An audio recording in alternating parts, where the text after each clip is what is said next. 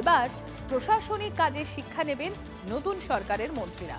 আজ নেতাজি সুভাষ প্রশাসনিক প্রশিক্ষণ কেন্দ্রে হতে পারে প্রশিক্ষণ বলে জানা যাচ্ছে। ক্লাস নিতে পারেন মুখ্যমন্ত্রীও।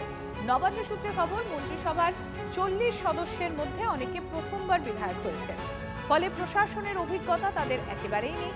ওই প্রশিক্ষণে রাজ্যের প্রশাসনিক কাঠামো মন্ত্রীদেরকে বোঝানো হবে।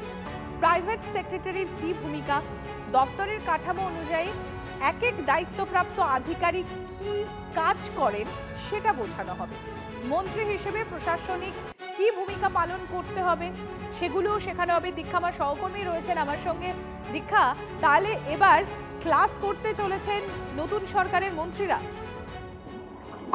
একেবারেই দেখো, নতুন সরকারের মন্ত্রী যারা রয়েছেন অনেকেই কিন্তু কেউ প্রথমবার বিধায়ক হয়েছেন, কেউ বা বিধায়ক হয়েই প্রথমবার মন্ত্রী হয়েছেন।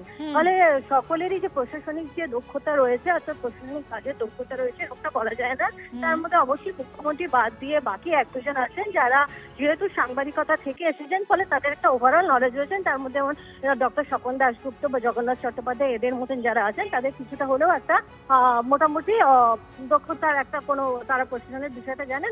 যেমনই হচ্ছে অগ্নিমিত্রা পাল বা শঙ্কর ঘোষ, কিন্তু বাকি অনেকেই আছেন যারা প্রথমবার ভোটে দাঁড়িয়েছেন, বিধায়ক হয়েছেন, জয়লাভ করেছেন এবং তাদের মন্ত্রীও পদ লাভ করেছেন। ফলে আজকে সেই কারণেই তাদেরকে সকলকে নিয়ে একটা প্রশাসনিক একটা কর্মশালার আয়োজন করা হয়েছে সেক্টর 3-তে। সেখানে প্রশিক্ষণ দেবেন যারা আইএএস রয়েছেন, প্রাক্তন আইএএস রয়েছেন।